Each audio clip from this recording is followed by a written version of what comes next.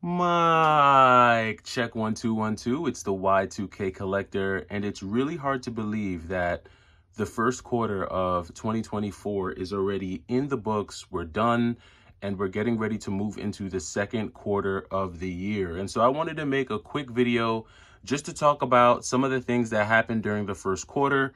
We're going to talk about games that I've picked up and added to the collection. We're also going to talk about games that I'll be selling for a new game collecting challenge that I'll share more towards the end of the video. We'll also talk about some of the channel stats, some of what's occurred just, with the channel and some of the growth that we've seen. And then we'll wrap up with a few personal items, just a few things that have happened to me during this quarter.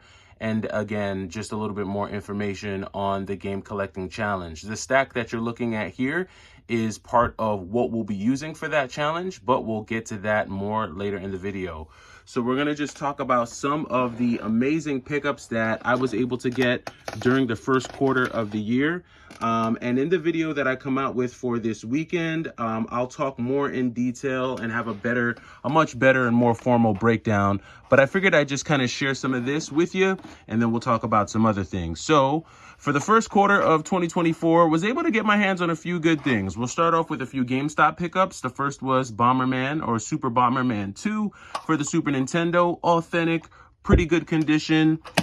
We also had Journey to Silius, one of the better NES games in my opinion when it comes to action platforming games. I think this game was released later in the Nintendo's life cycle. You can tell by the graphics and the gameplay, pretty good game.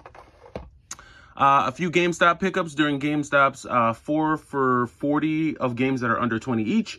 So we had Sonic Unleashed, super clean copy from GameStop. Went ahead and picked that up complete in box. We also had a few PS2 pickups that I was really stoked about. So Seven Samurai. This was a pickup that I made. I'd actually made some online sales, so I used some of those funds to pick up a few games online. And I'll talk more about that later. But Seven Samurai was one that I had in my collection a long time ago. Found a super clean copy. Went ahead and picked it up. Let me go ahead and just open that up. Yep. So pretty clean copy, complete in box. Went ahead and added that to the collection. Was stoked to add that.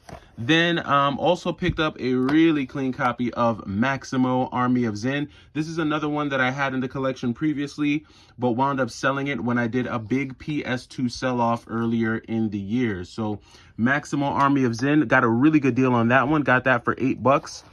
Got Seven Samurai for about $24. So wasn't too mad about that. At $9 on the Sonic Unleashed, $40 on Journey to Silius, and $30 on the Super Bomberman 2. Then we had another pickup here. So the Red Star was another PS2 pickup that I made. This one I got complete, not just complete, but this was actually sealed. I opened this one so that I could play it last weekend. Had a blast playing this. Gonna play this some more over this extended holiday weekend. But picked up the Red Star, beautiful game, awesome, a ton of fun. Another PS2 classic. This is added to the collection here. Then also had another GameStop pickup, Transformers Fall of Cybertron. Found this at GameStop for about $14. Went ahead and added this to the collection. This is complete, super complete. I say super complete because this actually has the slipcover. A lot of times when you find these at GameStop, they only have pretty much like the cover art and the manual, but this one had the cover art, the manual, as well as the slipcover. Super glad to find this one and add it to the collection as well. So that was $14. And then last but not least, this was one of the first, if not the first, video game pickup of the year. I got this during a massive Nintendo Switch sell-off. So I sold off a humongous amount of Nintendo Switch games. And as I was cashing out on those, I decided to use some of that trade credit on Last Resort. And this came in at roughly around $600. So pretty good deal for Last Resort. I know this one goes for about $7 or so, $7.25. I've seen $7.50 in some cases. So I felt like that was a pretty good deal for a complete. This is not just the game and the case, but this is the game, the case, and the manual for Last Resort. It's really tough to find authentic, complete in-box Neo Geo games. You see a lot of the conversions and like the repros and stuff. So I was glad to actually find this and add it to the collection. So here goes your first quarter pickups. And these are the ones that were added to the collection. These are not the only games that I got during the first quarter of the year. I picked up a few more games. Actually, some of the games that I got are the games that you saw in that stack that I initially showed you at the beginning of the video. But these were the ones that I'm going to be keeping in the collection for now. I'm still teetering on Sonic. I'm not sure how much I want to kind of beef up my PS3 collection, because in 2024, I'm really going to be focusing mostly on retro. If I do collect anything for like the PS3 or the Xbox 360, it's more than likely going to be some of the games that have been like delisted, maybe some of the games that are a little harder to find. So more to come on that. I want to transition and talk about the channel real quick. First of all, this year, or this quarter, well, really this year was the first year that I ever had a video reach over 11,000 views. So that's a humongous thing for me. You know, I remember earlier on in my channel, I had put out a video that had gotten around 5,000 views, and that was like my most viewed video to date when it came to the history of my channel. And I recently put out a video talking about have we finally hit the sweet spot for PS4 collecting? And I guess there's a much bigger PS4 crowd than I anticipated, because again, I got a lot of views on that video, a lot of comments, a lot of folks just kind of sharing where they're at in their PS4 collection. So that was great. And just in general, March has been a pretty amazing month just in terms of viewership.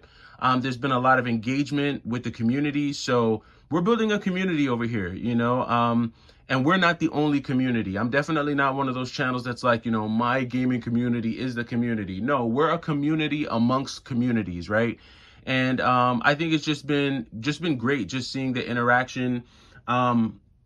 I've shared my my Instagram handle, y2kcollector.yt. That's where you can find me on Instagram. That's where you can communicate with me if you want to communicate. I typically don't respond to comments on the channel, but if you have something that you want me to recognize, or you want to talk, or you want to share some info, and you want to kind of engage, definitely find me on Instagram, and we can have those one-on-one conversations there. A few folks have asked me about starting a Discord. Not sure about that yet. Perhaps that might be something that we do in the future, but I'm really not sure on that. So in terms of viewership, we've been doing great. Also in terms of subscribers, we've also done great as well. Over the last month or so, we've added over 600 subscribers. So thank you to everyone who's been subscribing to the channel. I never ask anyone to subscribe, ever. Like in any of my videos, I may have done it once, maybe twice. You can go through all my videos, but I typically don't ask anyone to subscribe, because I really only want the folks here that want to be here. If you know, if anything about my videos brings you joy, then feel free to subscribe. If not, and you just are passing through, you know, hope you enjoyed the content, and see you around.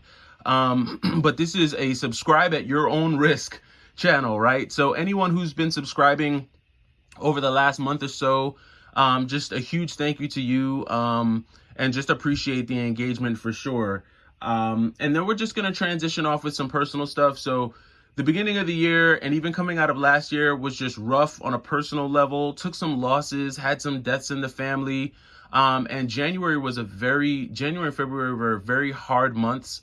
And I got to a place where I was really just thinking about selling everything, getting rid of my entire collection, just bowing out. I was just really in a rough spot. And it was a lot of the comments and just encouragement from the folks on this channel that kind of gave me a push to kind of just continue doing something that I really enjoy, that I'm passionate about. I've always loved video games.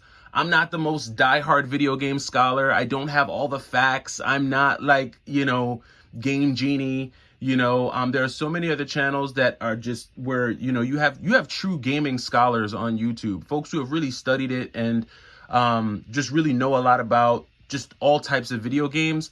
I am a casual gamer that just loves to collect, right? And my knowledge is limited, anything that I do find out, or anything that I think might be helpful for other casual gamers or folks who just like to casually collect, I'm going to share on this channel. So again, if that's something that you enjoy, definitely stick around. We're going to have a lot of fun this year, especially when I share with you what I plan on doing next. So I showed you this stack of games here in the beginning of the video, and that's because I'm going to be doing a collection challenge. Now, I'm not going to go into too much detail about what this challenge is going to entail because I'm going to make a whole separate video on that this weekend, but I do plan on launching a game hunting / collection series for the rest of this year. I think it'll be fun. And I think it'll get me back in a mode of like game hunting and collecting, but not to a point where it's going to take too much time. I got to balance my time between my career, my family, work, kids, all that jazz. Anyone who has responsibilities, you know what I'm talking about. Life responsibilities do not go away just because you're a game collector. But I think I found a really cool way to do some limited game hunting, do some limited flipping, and then add some really interesting titles to my collection. At this point, I kind of know what I want, and a lot of the games that I want, I do have like a wish list. So I'll be going over my wish list with you all in that video. I'll be sharing that, and then I'll talk about how I plan on adding at least nine extremely rare and in some cases extremely expensive games to my collection. And this is just for those folks who maybe you have a collection and maybe you kind of want to beef it up. Maybe you want to take it to the next level. Maybe there's some grails that you want to add and you're like, man, I don't know how I'm ever going to be able to afford some of these games. In this challenge, I'm going to kind of walk you through my strategy for adding some really rare and expensive games to my collection. And hopefully with what you see me do, you're able to kind of follow along and do the same. I live in a very tough city for collecting. Prices are sky high where I'm at. And it's just really not easy to source games for flipping, but I'm gonna try here in 2024 and we'll see how it goes. And I think this is gonna be a lot of fun. So again, to anyone who's been subscribing over this past quarter, totally appreciate you. Thank you. I probably got about maybe two more videos that I'll be putting out before we turn the page and go into Q2 for 2024. But for now, I did just want to kind of give you all this update. Thank you all for watching. Thank you all for subscribing. And I will be back to share with you the collection challenge. Hope you're having a great week and take it easy.